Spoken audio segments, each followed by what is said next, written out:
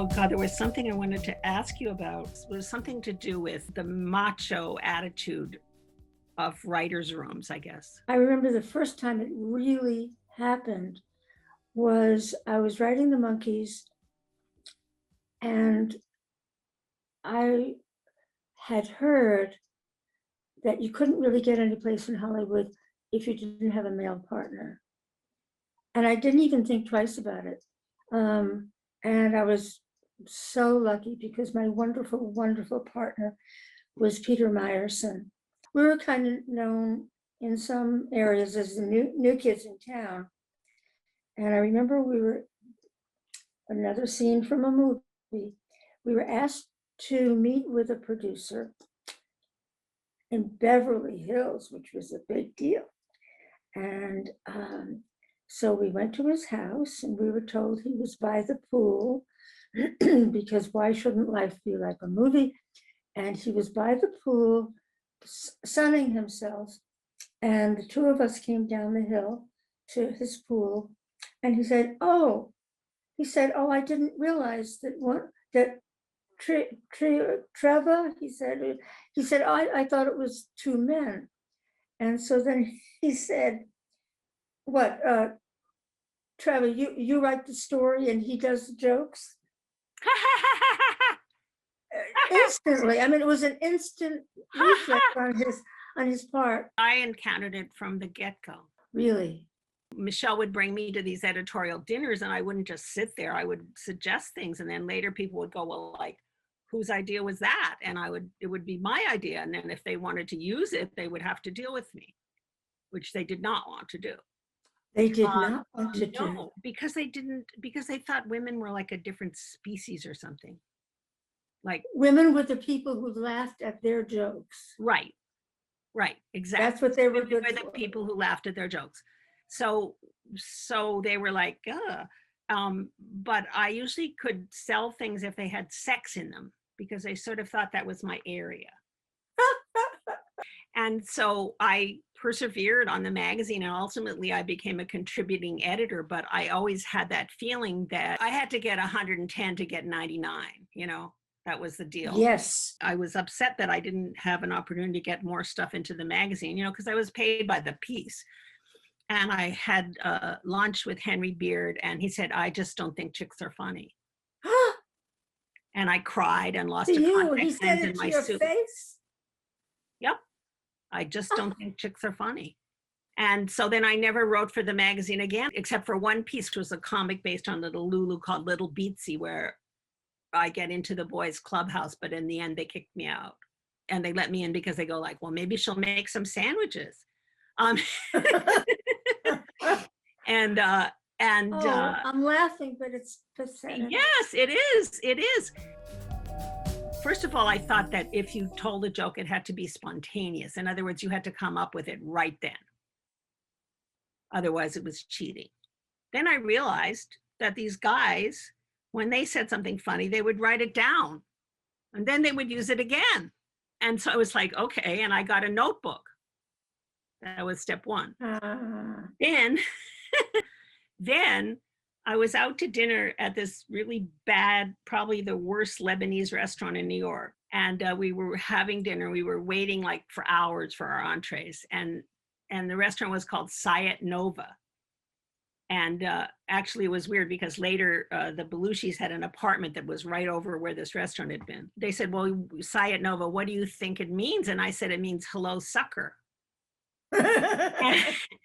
And everyone laughed, but they kind of looked at me like, did the table speak? And I thought, okay, I can do this. I can be at this table. Yeah. And another time, we're all all these things seem to have happened in restaurants. I was in a Chinese restaurant, and Doug Kenney was there. And at that time he was married. It was early on. He was married, and he kept calling his wife like every half hour, like, oh, honey, I'm sorry, I'll be home in half an hour, or I'll be home in another half hour, or whatever, kept calling her. And I thought, you know what? I am never going to be on the other end of that phone. Uh, I am going to be here in the restaurant at the table. yeah. I'm going to be on the other end of the phone. I had something similar in that I was in high school. We were going over what I was going to be studying. I mean, courses I would take. And I was asked if I wanted to take a shorthand course. I know that I told my mother this because she quoted it a lot, that I had answered, no, I don't want to be taking down some man's thoughts. I want somebody to be taking down my thoughts. Wow. And then I had said that in high school. In high school. According to my mother. I remember the first time that I have first time that I made people laugh consciously. So I'm not talking writing, I'm talking comedy. Right, I have comedy. three older sisters, and we were all dressed alike in blue velvet dresses with lace, Belgian lace. We had to I had a dress like that, but it was black. black. I was very excited about that it was black. Yes, with a lace. Yes, with the Belgian lace. Yes. So we must have both gone to the same place at Sasters Avenue or something like that. So we were at my aunt's house, and whenever we would be introduced, we were supposed to line up. My three older sisters, Lila, Corrine, and Valerie, and then me. And we were at my aunt's house, and all the relatives were there, and we were being introduced. And so it went like this. I'm Lila, I'm Corrine, I'm Valerie, and I suddenly thought, I just can't do this. And I said, I'm hungry. Well, the place, I remember where I was standing, I remember everything. And everybody laughed. And I think it was the first time that I connected my mind and making people laugh. I knew that I had to get the character right. I knew that I had to be an innocent little girl. To pull it off, you had to be. Yeah. Procrastination is, it's like, if you were a writer, I think you probably would like rather clean out your underwear drawer than do any actual writing, you know? Things become very important to get done before you that can minute sit down. Yes, you have to clean the freezer. Just, it has to be now. I'm teaching writing at Chapman University, and one of the things quotes that I like to tell my students is that 90% of writing is the application of the seat of the pants to the seat of the chair. I know exactly what you mean. Once I actually took a long ribbon and I put it around myself and under the chair, and I put a alarm clock that I had to be there for an hour. I had to be in front of here's the word you don't hear, typewriter. Worse than procrastination, I think, is perfectionism, because you want to get it right, you know, and that's very inhibiting. And I was trying to urge them away from that and say, you know, just get it down, put something down, trust yourself as an editor that you can fix it later.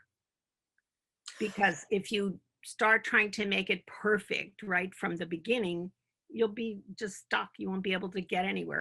But the whole thing about procrastination, right? I realized that procrastination for me, and I've convinced myself of this, is that you really are still working. It's that your unconscious is brewing it up. And right, yes, right. And then when it's ready, you say, I want to write today, you know, and then it comes pouring out. The one thing not to do is to eat. Well, you're you're looking for some sense of satisfaction, and you're not getting it because you can't write.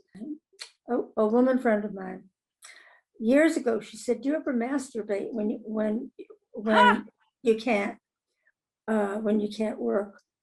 And we both decided that that's the same thing as eating, that you're trying to get satisfaction.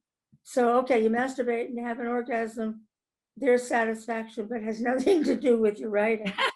And, unless you were Philip Roth. At one point, we wanted someone to say, "Do it." And they said, "You can't say that. You can say, have sex with." Oh. And we were like, "But no, that's not, it's not the same." Would you like to penetrate me vaginally? Yes, darling? exactly.